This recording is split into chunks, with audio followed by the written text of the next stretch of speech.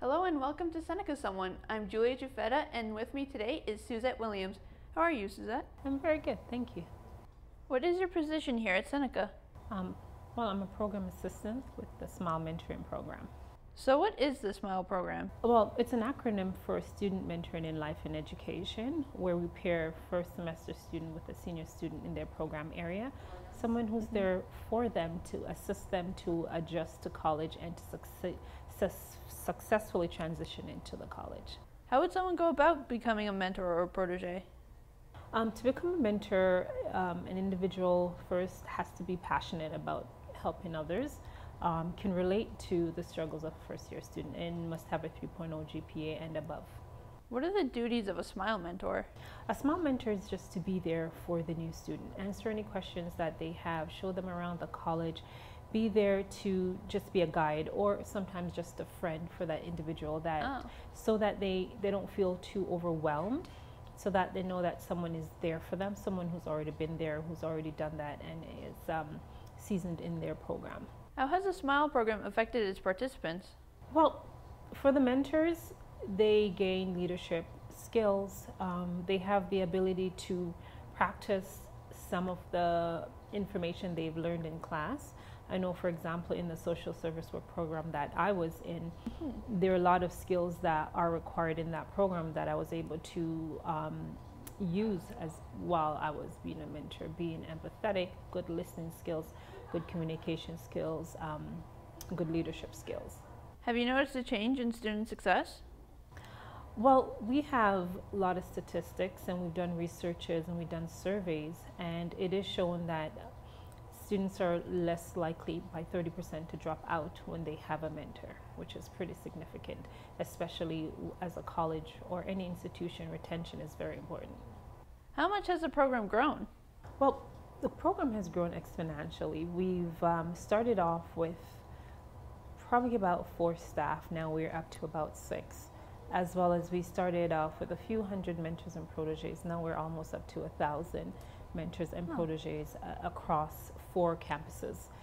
We've definitely grown a lot on the King campus, where we were only in 2 programs. Now we're in about 5 programs at the King campus. So definitely seen a lot of growth. We've seen a lot of support from the executive office. The SMILE mentoring program is mentioned in all of the budget and staff reports and everything like that. So we're very proud to see how much the program has grown. How did you get into the SMILE program? I first received an email when I was ending my first semester. I was at the King campus in the social service work program, and it was an email and it seemed really long, so I didn't read it until someone did a class visit, and I thought, wow, that is something I'd love to do. Since I was in the field of helping people anyways, and I had a passion for helping people, I thought, let me become a mentor, and from there I transitioned into a lead mentor, after which I was offered the position as a program assistant. What were the student success rates before the SMILE program? I can't say we have data for before the program, but we know that retention definitely has gone up, especially for students who've had mentors. We have done many focus groups, lots of surveys, and we've had external research companies who have come in and done research for us, and we have definitely seen a rise in retention for the college on a whole, with students who have mentors as opposed to those who do not have mentors. Why was the program started? I'm sure the program was birthed out of the need. Regardless of the institution that you go to have a successful institution where retention is always important is to have your employees or your students feel comfortable where they are. And when you come in to any institution as a new member, it is overwhelming. It's scary sometimes. And sometimes the option is to quit or to drop out or to think this is not for me. But if you have someone there to help you, relax in the role, to understand the role, and just to know someone's there to guide you, it'll make all the difference in the world. And so that's why it is very important to have a program like this, whether it's at Seneca or elsewhere.